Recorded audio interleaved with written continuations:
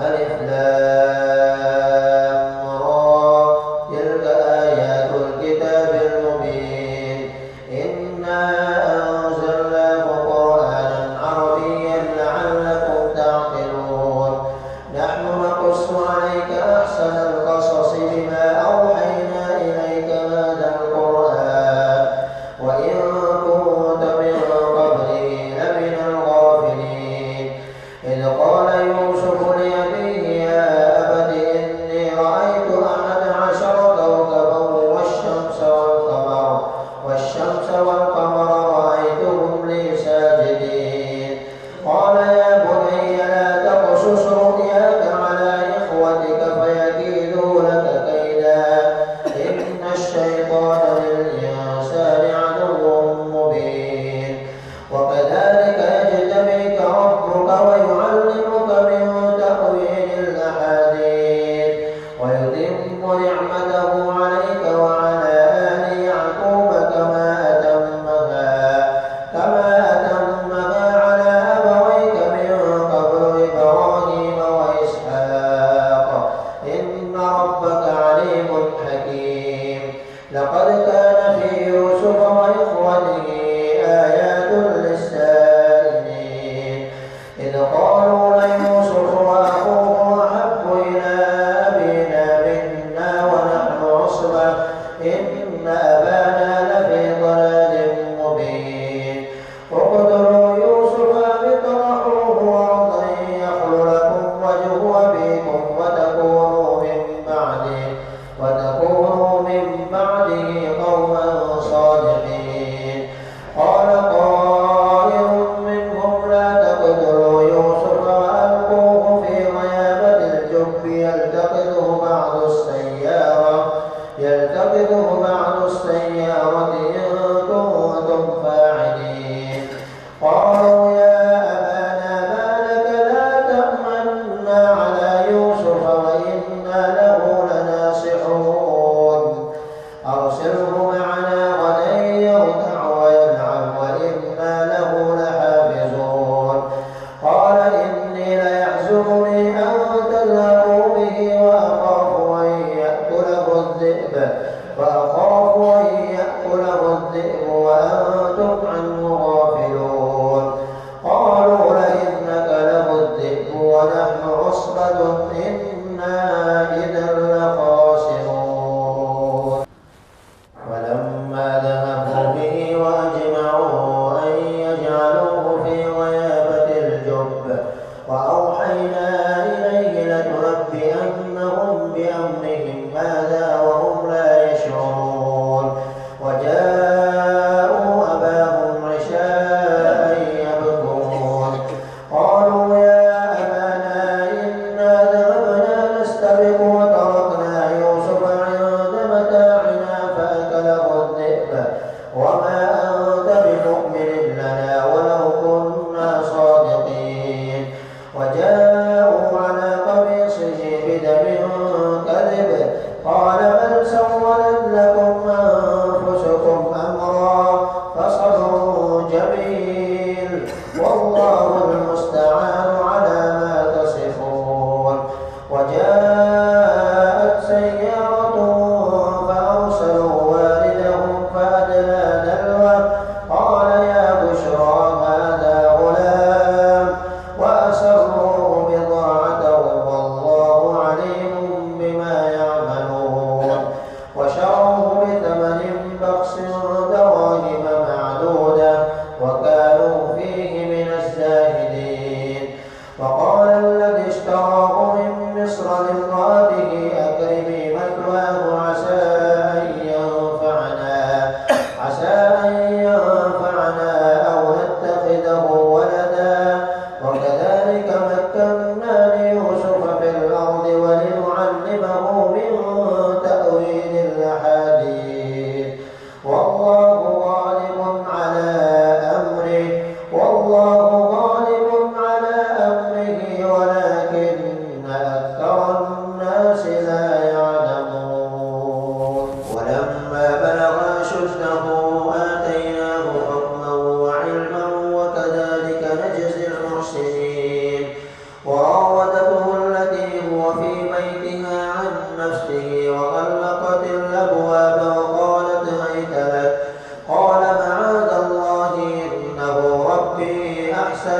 المثواي إنه لا يفلح الظالمون ولقد همت به وهم بها لولا أن رأى برهان ربه كذلك لنصرف عنه السوء والفحشاء إنه من عبادنا المخلصين واستبق الباب وقدت قميصه من دبر وألف يا سيدنا لدى الباب قالت ما جزاء من أراد بأهلك سوءا إلا أن يسجن أو عذاب أليم قال هي راودتني عن نفسي وشهد شاهد من أهلها إن كان قميصه قد من قبل فصدقت وهو من الكاذبين وإن كان قميصه قد من دبر فكذبت وهو من الصادقين فلما رأى قميصه قد من دبر قال إنه من كيدكن إن كيدكن عظيم يوسف أعرض عن هذا واستغفري لذنبك إنك كنت من الخاطئين وقال نسوة في المدينة امرأة العزيز تراود فتاها عن نفسه قد شغفنا حبا إنا لنراها في ضلال مبين فلما سمعت بمكرهن أرسلت إليهن وأعتدت لهن متكئا وآتت كل واحدة منهن سكينا وقالت اخرج عليهن فلما رأينه أكبرنه وقطعن أيديهن وقلن حاش لله ما هذا بشرا إن هذا إلا ملك كريم قالت فذلكن الذي لمتنني فيه ولقد راودته عن نفسه فاستعصم ولئن لم يفعل ما آمره ليسجنن وليكونن من الصاغرين قال رب السجن أحب إلي مما يدعونني إليه وإلا تصرف عني كيدهن أصب إليهن وأكن من الجاهلين فاستجاب له ربه فصرف عنه كيدهن إنه هو السميع العليم ثم بدا لهم من بعد ما رأوا الآيات ليسجننه حتى حين ودخل معه السجن فتيان قال أحدهما إني أراني أعصر خمرا وقال الآخر إني أراني أحمل فوق رأسي خبزا تأكل الطير منه نبئنا بتأويله إنا نراك من المحسنين قال لا يأتيكما طعام ترزقانه إلا نبأتكما بتأويله قبل أن يأتيكما ذلكما مما علمني ربي إني تركت ملة قوم لا يؤمنون بالله وهم بالآخرة هم كافرون واتبعت ملة آبائي إبراهيم وإسحاق ويعقوب ما كان لنا أن نشرك بالله من شيء ذلك من فضل الله علينا وعلى الناس ولكن أكثر الناس لا يشكرون يا صاحبي السجن أأرباب متفرقون خير أم الله الواحد القهار ما تعبدون من دونه إلا أسماء سميتموها أنتم وآباؤكم ما أنزل الله بها من سلطان إن الحكم إلا لله أمر أن لا تعبدوا إلا إياه ذلك الدين القيم ولكن أكثر الناس لا يعلمون يا صاحبي السجن أما أحدكما فيسقي ربه خمرا وأما الآخر فيسلب فتأكل الطير من رأسه قضي الأمر الذي فيه تستفتيان.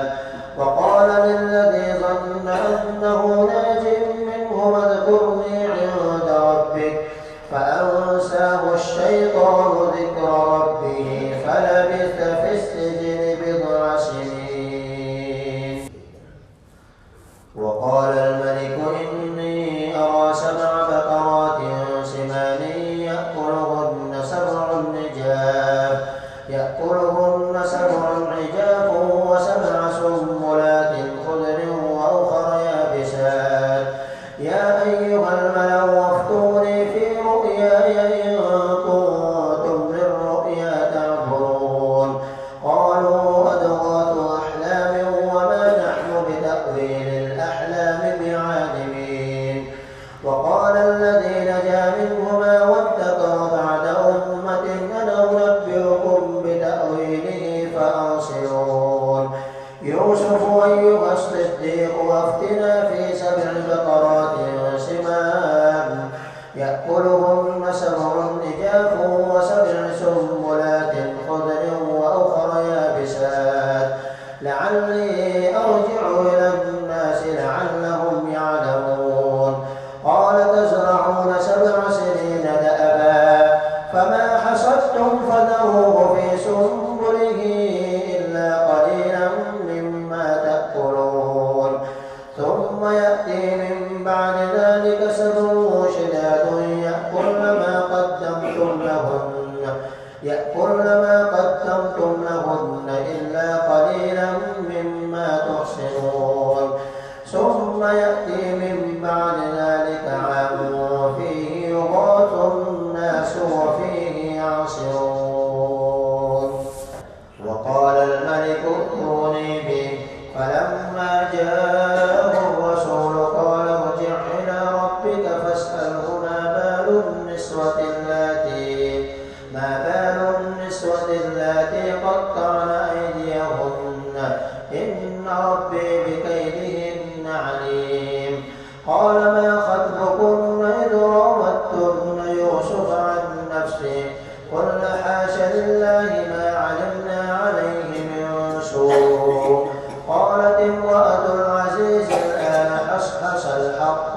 أنا راودته عن نفسه وإنه لمن الصادقين. ذلك ليعلم أني لم أخنه بالغيب وأن الله لا يهدي كيد الخائنين. وما أبرئ نفسي إن النفس لأمارة بالسوء إلا ما رحم ربي إن ربي غفور رحيم.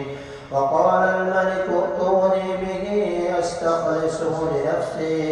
فلما كلمه قال إنك اليوم لدينا مكين أمين. قال اجعلني على خزائن الأرض إني حفيظ عليم. وكذلك مكنا ليوسف في الأرض يتبوأ منها حيث يشاء نصيب برحمتنا من نشاء ولا نضيع أجر المحسنين. ولأجر الآخرة خير للذين آمنوا وكانوا يتقون. وجاء إخوة يوسف فدخلوا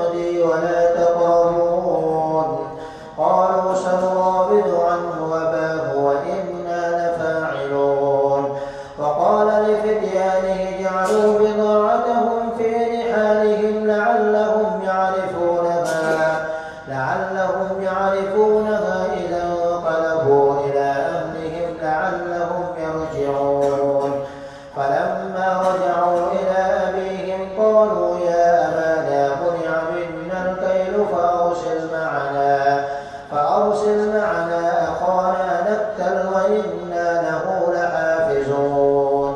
قال هل آمنكم عليه إلا كما أمنتكم على أخيه من قبل فالله خير حافظا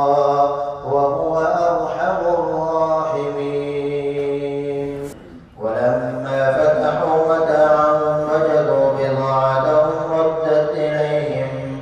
قالوا يا أبانا ما نبغي هذه بضاعتنا ردت إلينا ونمير أهلنا ونحفظ أخانا ونزداد كيل بعير ذلك كيل يسير. قال لن نرسله معكم حتى تؤتون موثقا من الله لتأتونني به إلا أن يحاط بكم. فلما آتوا موثقهم قال الله على ما نقول وكيل. وقال يا بني لا تدخلوا من باب واحد وادخلوا من أبواب متفرقة وما أغني عنكم من الله من شيء إن الحكم إلا لله عليه توكلت وعليه فليتوكل المتوكلون. ولما دخلوا من حيث أمرهم أبوهم ما كان يغني عنهم من الله من شيء إلا حاجة في نفس يعقوب قضاها وإنه لذو علم لما علمناه ولكن أكثر الناس لا يعلمون. ولما دخلوا على يوسف آوى إليه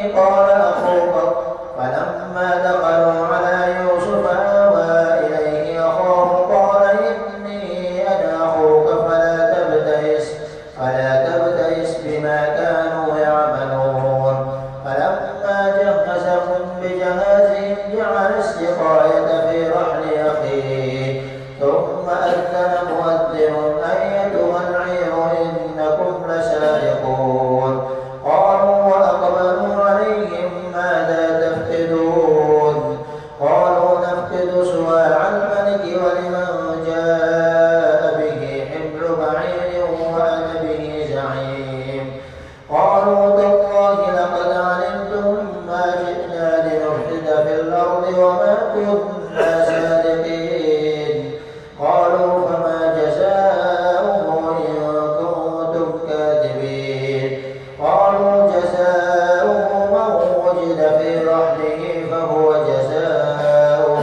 كذلك نجزي الظالمين.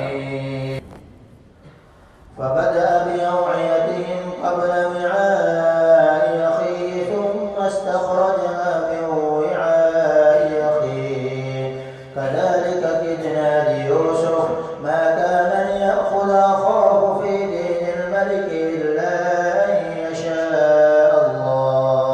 نرفع درجات من نشاء وفوق كل ذي علم عليم. قالوا إن يسرق فقد سرق أخ له من قبل فأسرها يوسف في نفسه ولم يبدها لهم. قال أنتم شر مكانا والله أعلم بما تصفون. قالوا يا أيها العزيز إن له أبا شيخا كبيرا فخذ أحدنا مكانه إنا نراك من المحسنين. قال معاذ الله أن نأخذ إلا من وجدنا متاعنا عنده إنا إذا لظالمون. فلما استيئسوا منه خلصوا نجيا قال كبيرهم ألم تعلموا أن أباكم قد أخذ عليكم موثقا من الله ومن قبل ما فرطتم في يوسف فلن أبرح الأرض حتى يأذن لي أبي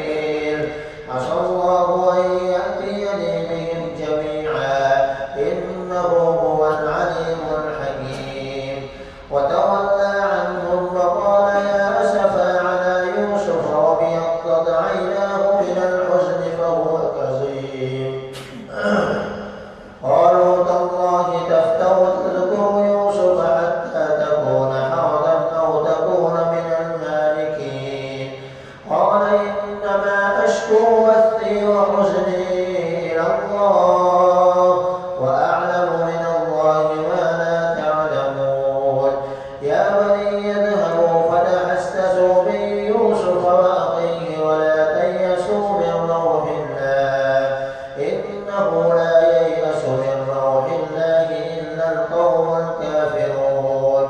فلما دخلوا عليه قالوا يا أيها العزيز مسنا وأهلنا الضر وجئنا ببضاعة مزجاة فأوف لنا الكيل وتصدق علينا إن الله يجزي المتصدقين قال هل علمتم ما فعلتم بيوسف وأخيه إذ أنتم جاهلون قالوا أئنك لأنت يوسف قال أنا يوسف وهذا أخي قد من الله علينا إنه من يتق ويصبر فإن الله لا يضيع أجر المحسنين قالوا تالله لقد آثرك الله علينا وإن كنا لخاطئين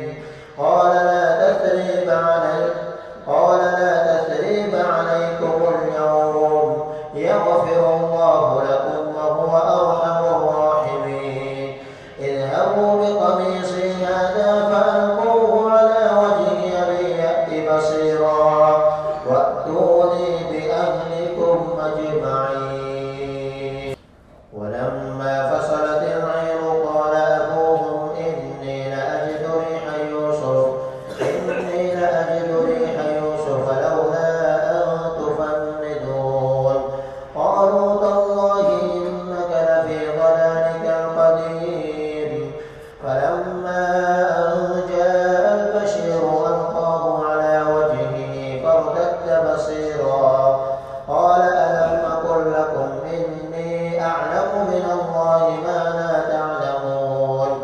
قالوا يا أبانا استغفر لنا ذنوبنا إنا كنا خاطئين قال سوف أستغفر لكم ربي إنه هو الغفور الرحيم فلما دخلوا على يوسف آوى إليه أبويه وقال ادخلوا مصر إن شاء الله آمنين ورفع أبويه على العرش وخروا له سجدا فقال يا أبت هذا تأويل رؤياي من قبل قد جعلها ربي حقا وقد أحسن بي إذ أخرجني من السجن وجاء بكم من البدو من بعد أن نزغ الشيطان بيني وبين إخوتي إن ربي لطيف لما يشاء إنه هو العليم الحكيم رب قد آتيتني من الملك وعلمتني من تأويل الأحاديث فاطر السماوات والأرض أنت وليي في الدنيا والآخرة توفني مسلما وألحقني بالصالحين ذلك من أنباء الغيب نوحيه إليك وما كنت لديهم إذ أجمعوا أمرهم وهم يمكرون وما أكثر الناس ولو حرصت بمؤمنين وما تسألهم عليه من أجر إن هو إلا ذكر للعالمين وكأي من آية في السماوات والأرض يمرون عليها وهم عنها معرضون وما يؤمن أكثرهم بالله إلا وهم مشركون أفأمنوا أن تأتيهم غاشية من عذاب الله أو تأتيهم الساعة بغتة وهم لا يشعرون قل هذه سبيلي أدعو إلى الله على بصيرة أنا ومن اتبعني فسبحان الله وما أنا من المشركين وما أرسلنا من قبلك إلا رجالا نوحي إليهم من أهل القرى أفلم